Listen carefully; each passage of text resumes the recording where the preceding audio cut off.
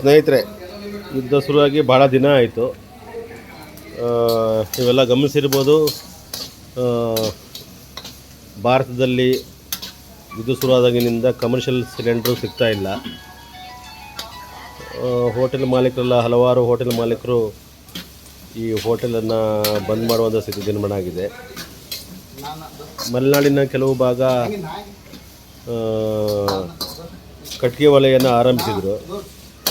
ಆದರೆ ಏನಾಗಿತ್ತಪ್ಪ ಅಂತಂದರೆ, ಕಟ್ಟಿಗೆ ಒಲೆಯಿಂದ ಅದು ಎಲ್ಲ ಆಹಾರ ಎಲ್ಲ ವಾಸನೆ ಬರ್ತಿತ್ತು. ಬಟ್ ಇದು ಎಂಥ ಒಲೆ ಇದು? ಅದು ಕರೆಂಟ್ ಬಂದರೆ ಎಷ್ಟು ದುಡ್ಡು ಅಂದರೆ ಎಷ್ಟು ದುಡ್ಡು ಇದಕ್ಕೆ? ಮತ್ತು ಕಟ್ಟಿಗೆ ಹಾಕ್ತಿದ್ದೀರಾ ಯಾಕಂದ್ರೆ ಮತ್ತೆ ಇದಕ್ಕೆ?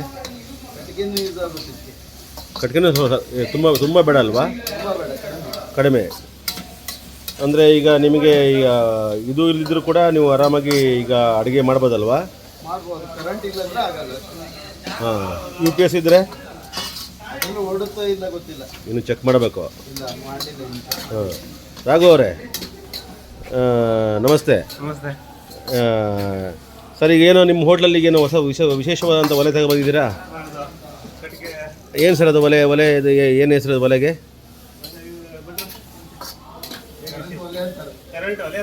ಮತ್ತೆ ಕಟ್ಟಿಗೆ ಹಾಕಿದ್ದೀರಾ ಮತ್ತೆ? ಹೌದಾ?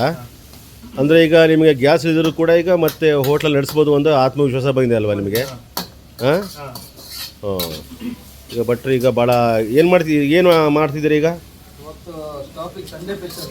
ಏನದು? Chicken fry. ಎಷ್ಟೊತ್ತಿಗೆ ಆಗತ್ತಿದು? 20 ನಿಮಿಷನಾ? ಹಾಂ ಹಾಂ ಹಾಂ. ಓಕೆ. ಇಂಥ ಹೊತ್ತಲ್ಲೂ ಕೂಡ ಸ್ಟಾಫಿಗೆ ಚಿಕನ್ ಫ್ರೈ ಕೊಡ್ತಿದಾರಲ್ಲ ನಿಮ್ಮ ಸಾಹುಕಾರರು, ಭಾಳ ಖುಷಿ ಪಡಬೇಕು ಆ್ಯಕ್ಚುಲಿ. ಓಕೆ ಸರ್, ಧನ್ಯವಾದಗಳು. ಸರ್, ನಿಮ್ಮ ಹೆಸರು? ಸಂತೋಷ್.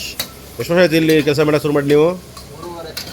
3.5 ವರ್ಷ ಆಯಿತು ಸರ್. ಓಕೆ.